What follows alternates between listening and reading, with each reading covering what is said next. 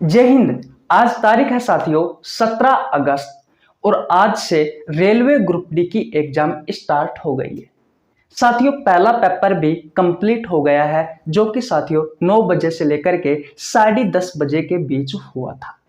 Guys आप सभी को पता है कि इस YouTube चैनल पर बायोलॉजी पढ़ाई जाती है। तो साथियों पहले पेपर में जो बायोलॉजी के क्वेश्चन आपसे पूछे गए हैं उन सभी क्वेश्चनों के बारे में आज की इस वीडियो में डिस्कस करने वाला हूं। और याद रखना साथियों, अब साथियों ग्रुप डी के जितने भी पेपर होंगे उन सभी में साथियों बायोलॉजी के जितने भी क्वेश्चन होने वाले हैं डेट वाइज साथियों प्रत्येक शिफ्ट वाइज वो सभी क्वेश्चन मैं आपको करवाने वाला हूं। इसलिए जुड़े रहिए साथियों हमारे साथ। चैनल पर नए हैं तो चैनल को सब्सक्राइब कर लेना, बेल आइकन को प्रेस कर लेना जिससे आपके पास हमारी वीडियो का नोटिफिकेशन टाइम टू टाइम पहुंच सके। देखिए भैया पहला क्वेश्चन की बात करते हैं। साथियों पहला क्वेश्चन आया था एड्स से संबंधित। आपका जो एड्स रोग है इस एड्स रोग से संबंधित आया था। बहुत सारे स्टूडेंट ऐसे कह रहे थे साथियों कि एड्स की फुल फॉर्म पूछी है, तो बहुत सारे स्टूडेंट ऐसे भी कह रहे थे साथियों कि आपसे पूछा गया है कि एलिसा जो टेस्ट है साथियों इसका संबंध किस रोग से है। ये दो क्वेश्चनों में साथियों थोड़ा कंफ्यूजन है, मैं दोनों ही क्वेश्चन आपको डिस्कस करवा देता हूं। इसके अलावा भी साथियों एड्स से संबंधित जितने भी महत्वपूर्ण जानकारियां हैं जो आपसे एग्जाम में पूछी जा सकती है वो बातें भी साथियों मैं आपको बताने वाला हूं। देखिए भैया एड्स की फुल फॉर्म होती है साथियों एक्वायर्ड इम्यूनो डेफिशिएंसी सिंड्रोम। अगर भैया फुल फॉर्म पूछी है एड्स की तो अगर आप ये करके आए हो साथियों तो आपका राइट आंसर है। क्या होती है एड्स की full form? Acquired immuno deficiency syndrome. बात क्लियर है। और देखिए भैया साथियों जो एड्स दिवस है ये मनाया जाता है साथियों 1 दिसंबर को। यह भी आपसे एग्जाम में पूछा जाता है एड्स दिवस। साथियों इसका पैथोजन क्या है?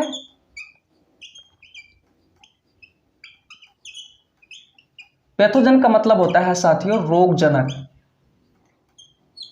याद रखना साथियों एड्स जो है साथियों ये एक वायरस जनित रोग है। वायरस जनित रोग है यानी कि वायरस से होने वाली ये एक बीमारी है। तो साथियों इसका जो रोगजनक होगा जो पैथोजन होगा साथियों वो कौन होगा? वो होगा साथियों HIV वायरस। HIV है। HIV की फुल फॉर्म क्या होती है? HIV की फुल फॉर्म होती है साथियों ह्यूमन इम्यूनो डेफिशिएंसी वायरस। ये HIV की फुल फॉर्म होती है भैया। और ये जो बीमारी है ये HIV वायरस के कारण ही होती है। बात क्लियर है। और देखिए भैया एलिसा, इसके टेस्ट की बात करते हैं। एलिसा साथियों जो एलिसा टेस्ट है भैया ये भैया आपको याद रखना है एड्स रोग के लिए किया जाता है। यानी कि एड्स रोग के लिए साथियों कौन सा टेस्ट किया जाता है? तो भैया एलिसा टेस्ट किया जाता है। और इस एलिसा की फुल फॉर्म क्या है? एंजाइम कुछ इस प्रकार होगा एंजाइम लिंक्ड इम्यूनो सोर्बेंट एसे। एंजाइम लिंक्ड इम्यूनो सोर्बेट एसे साथियों ये एलिसा की फुल फॉर्म है। इसका रोगजनक क्या है? तो HIV है। HIV की फुल फॉर्म ये है। 1 दिसंबर को एड्स दिवस मनाया जाता है और एड्स की फुल फॉर्म ये है। तो साथियों ये सभी क्वेश्चन आपसे आपके एग्जाम में पूछे जा सकते हैं एड्स से संबंधित, जो साथियों आपका पहला क्वेश्चन था। दूसरा क्वेश्चन साथियों मैं देख लेता हूं। तो भैया दूसरा क्वेश्चन आपसे पूछा था साथियों कि वास्तविक सर्वदाता। याद रखना साथियों वास्तविक सर्वदाता रक्त समूह कौन सा है? तो भैया O नेगेटिव है। और वास्तविक सर्वग्राही की बात करें साथियों तो भैया AB पॉजिटिव है। ये क्वेश्चन भी आपसे पूछा गया है। दोनों क्वेश्चन कंफर्म हुए। तीसरा क्वेश्चन की बात करते हैं साथियों तो आपसे विटामिन डी का रासायनिक नाम पूछा गया है। मिटा देता हूं भैया, स्क्रीनशॉट नहीं लिया है तो स्क्रीनशॉट ले लीजिए। विटामिन डी का रासायनिक नाम क्या होता है साथियों? तीसरा क्वेश्चन आपसे पूछा गया है।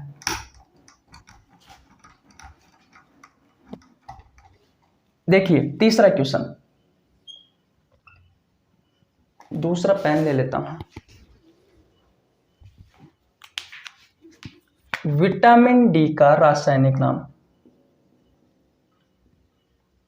याद रखना साथियों, विटामिन डी का रासायनिक नाम होता है कैल्सीफेरोल। जो विटामिन डी है साथियों, इसे भी दो भागों में बांटा गया है, एक है D2 और एक है साथियों D3। D2 का आपस से केमिकल नेम भी पूछा जा सकता है साथियों। तो ये D2 का केमिकल नेम क्या होता है? तो एर्गो कैल्सीफेरोल। और साथियों D3 का केमिकल नेम क्या होता है? कोले कैल्सीफेरोल होता है।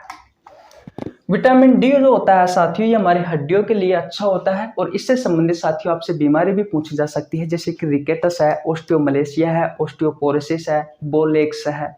ये सभी बीमारियां साथियों आपसे पूछी जा सकती है, तो भैया जरूर पढ़ लेना। तीसरा क्वेश्चन ये था साथियों कि विटामिन डी का केमिकल नेम क्या है? तो भैया विटामिन डी का केमिकल नेम होता है कैल्सीफेरोल। विटामिन डी के भी साथियों दो भाग होते हैं, D2 और D3। D2 की भी साथियों आपसे रासायनिक नाम पूछा जा सकता है। D2 का रासायनिक नाम क्या है? तो ये D2 का रासायनिक नाम है एर्गो कैल्सीफेरोल और D3 का रासायनिक नाम क्या है? तो कोले कैल्सीफेरोल है। बात क्लियर है? अगला क्वेश्चन की बात कर लेता हूं साथियों। तो अगला क्वेश्चन आपसे पूछा है कि कौन सा विटामिन ब्लड की क्लॉटिंग करवाने में सहायक होता है? देखिए भैया, रक्त का थक्का जमाने वाला विटामिन कौन सा है? ये क्वेश्चन आपसे पूछा है। रक्त का थक्का जमाने में कौन सा विटामिन सहायक होता है? तो याद रखना साथियों, विटामिन के सहायक होता है रक्त का थक्का जमाने में। ये साथियों उत्प्रेरक की तरह कार्य करता है। उत्प्रेरक क्या होता है साथियों? किसी भी अभिक्रिया को धीमा या जल्दी करवाने का कार्य करता है। तो भैया रक्त का थक्का जमाने में कौन सा विटामिन सहायक होता है? विटामिन के सहायक होता है और विटामिन के साथियों इस अभिक्रिया में उत्प्रेरक की तरह कार्य करता है। इसके अलावा साथियों और रक्त का थक्का जमाने में कौन कौन से घटक सहायक होते हैं? तो वो देख लीजिए। एक होता है साथियों कैल्शियम। कैल्शियम के अलावा साथियों होता है प्लेटलेट्स। प्लेटलेट्स के अलावा साथियों कुछ प्रोटीन्स है, उनके बारे में भी देख लीजिए। एक है फाइब्रिन, एक है साथियों फाइब्रिनोजन, एक है साथियों थ्रोम्बिन और एक है साथियों प्रोथ्रोम्बिन। ये सभी साथियों ऐसे घटक है जो कि भैया रक्त का थक्का जमाने में सहायक होते हैं। बोलो ये बात क्लियर है? पांचवा क्वेश्चन की तरफ चलते हैं। भैया पांचवा क्वेश्चन क्या पूछा गया है कि मनुष्य के शरीर के मस्तिष्क का सबसे बड़ा भाग कौन सा है? आपसे क्वेश्चन पूछा गया है कि मनुष्य के शरीर के मस्तिष्क का सबसे बड़ा भाग। देखिए साथियों, आपका जो ब्रेन होता है, इस ब्रेन के तीन भाग होते हैं। एक होता है साथियों फोर ब्रेन, एक होता है साथियों मिड ब्रेन और एक होता है साथियों हिंड ब्रेन। तो साथियों जो फोर ब्रेन है साथियों, ये सबसे बड़ा भाग है, सबसे बड़ा भाग है। दूसरे नंबर का साथियों हिंड ब्रेन है, यानी कि पश्च मस्तिष्क है, ये सेकंड नंबर का है और ये थर्ड नंबर का है साथियों, सबसे छोटा है। फोर ब्रेन के भी साथियों तीन भाग होते हैं, दिख तो रहा है ना? हाँ, कौन कौन से होते हैं? एक होता है साथियों थैलेमस, एक होता है साथियों हाइपोथैलेमस और एक होता है साथियों सेरेब्रम, जो कि साथियों पूरे मस्तिष्क का 2/3 भाग होता है और साथियों ये सबसे बड़ा उपभाग है। इसे साथियों प्रमस्तिष्क भी कहा जाता है हिंदी में, प्रमस्तिष्क। मध्य मस्तिष्क का साथियों कोई उपभाग नहीं होता साथियों, दिख तो रहा ना आपको? हाँ, और साथियों जो पश्च मस्तिष्क है इसके भी 3 भाग होते हैं। एक होता है साथियों पोन्स वेरोलाई, एक होता है साथियों मेडुला ओब्लोंगाटा, और एक होता है साथियों सेरेबेलम, जो कि साथियों मस्तिष्क का सबसे छोटा उपभाग होता है, सबसे छोटा उपभाग होता है। तो भैया इस क्वेश्चन का राइट आंसर होगा ये वाला सेरेब्रम। 5वां क्वेश्चन आपको समझ में आया या नहीं आया साथियों, बताओ। आ गया? ओके भैया आगे चलते हैं। स्क्रीनशॉट नहीं लिया है तो स्क्रीनशॉट ले लिए, ले लिया? ओके। छठे क्वेश्चन की बात करते हैं कि भैया आपका छठा नंबर का क्वेश्चन कौन सा है। छठे नंबर का क्वेश्चन है साथियों कि मनुष्य के शरीर में कुल कितनी अस्थियां हैं। ये क्वेश्चन आपसे पूछा बताया, तो याद रखना साथियों जो नवजात शिशु होता है, नवजात शिशु साथियों जिसने अभी अभी जन्म लिया है उसे कहा जाता है नवजात शिशु। दिख ही नहीं रहा, नीचे लिखता हूं नवजात शिशु। याद रखना नवजात शिशु में साथियों हड्डियों की संख्या कितनी होती है? 300 से अधिक होती है। और बच्चे में कितनी होती है? बच्चे में होती है साथियों 260 से 270। और भैया बात की जाए वयस्क में कितनी होती है? वयस्क में होती है साथियों 206। मैंने देखा है साथियों, मैंने बहुत सारे YouTube चैनल पर वीडियो देखी है, लगभग 2 घंटे तक मेहनत किया, उसके बाद में ही साथियों मैंने ये जो क्वेश्चन आपके सामने लेके आ रहा हूं, ये क्वेश्चन कंफर्म किए हैं। अब कितनी सच्चाई है कितनी नहीं है, हो सकता है साथियों मेरी तरफ से 100% साथियों ये क्वेश्चन आए हैं जो मैं आपको बता रहा हूं वे क्वेश्चन। हाँ, हो सकता है कि किसी YouTube वाले ने गलत बता दिया हो, तो साथियों मैं भी हो सकता है कि मेरे भी 1-2 क्वेश्चन इधर उधर हो जाए, लेकिन साथियों लगभग 90% साथियों जो मैं क्वेश्चन करवा रहा हूं वही क्वेश्चन आपसे एग्जाम में पूछे गए हैं। बात क्लियर है? अगले क्वेश्चन की ओर चलते हैं साथियों, मिटा देता हूं मैं। अगला क्वेश्चन कौन सा पूछा गया है भैया? अगला क्वेश्चन आपसे पूछा गया है साथियों, हाँ, एक कोशिका की संरचना दी हुई है साथियों। मान लीजिए ये कोई कोशिका है, ये केंद्रक है। इस कोशिका में साथियों ये कोशिका की संरचना दे दी और इसमें आपसे पूछा गया है साथियों अंतःपर्दवी जालिका के बारे में, यानी कि एंडोप्लाज्मिक रेटिकुलम के बारे में। तो साथियों याद रखना जो केंद्रक होता है, इस केंद्रक के पास में साथियों एक झिल्लियों का एक जाल होता है, एक झिल्लियों का जाल होता है। अगर साथियों बहुत सारी झिल्लियों का जाल है, एक तरफ तो बहुत सारी झिल्लियों का जाल है और फिर साथियों ये थोड़ा सा झिल्लियों का जाल तो है लेकिन साथियों इतना नहीं है। ठीक इसी तरीके से भी ऐसा ही होता है, झिल्लियों का जाल है साथियों, सघन झिल्लियों का जाल है। सघन का मतलब साथियों बहुत सारा झिल्लियों का जाल है केंद्रक के पास तो, और केंद्रक के दूसरी तरफ साथियों कोशिका झिल्ली की तरफ साथियों इतना बड़ा झिल्लियों का जाल नहीं है। तो याद रखना साथियों ये होती है अंतःपर्दवी जालिका, अंतःपर्दवी जालिका, एंडोप्लाज्मिक रेटिकुलम। तो पास में जो होती है साथियों केंद्रक के पास में, ये तो होती है भैया खुरदरी अंतःपर्दवी जालिका,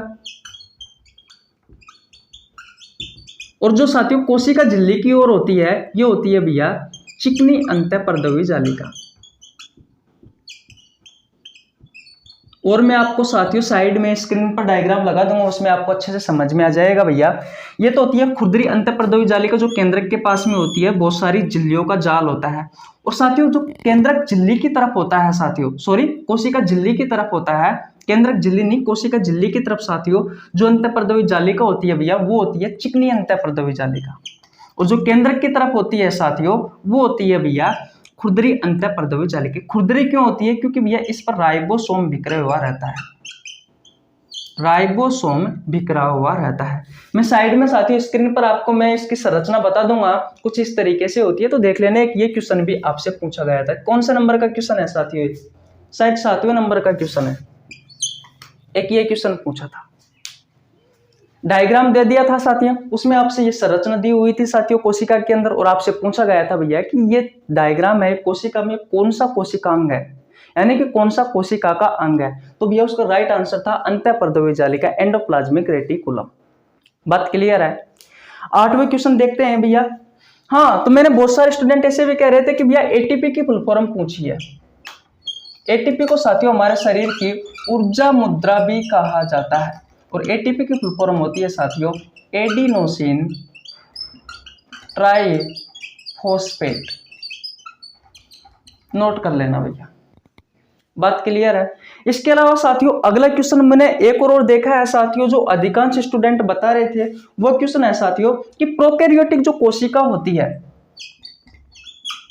जो प्रोकैरियोटिक जो कोशिका होती है साथियों, इस प्रोकैरियोटिक कोशिका में साथियों कोशिका भित्ति पाई जाती है या नहीं पाई जाती, कोशिका भित्ति उपस्थित होती है या नहीं होती साथियों, ये क्वेश्चन आपसे पूछा था। तो याद रखना साथियों, प्रोकैरियोटिक कोशिका हो या यूकैरियोटिक कोशिका हो, दोनों में ही कोशिका भित्ति पाई जाती है, क्योंकि इसका सबसे अच्छा उदाहरण है साथियों एक बैक्टीरिया, और आपको पता है बैक्टीरिया जो होता है साथियों उसमें कोशिका भित्ति पाई जाती है।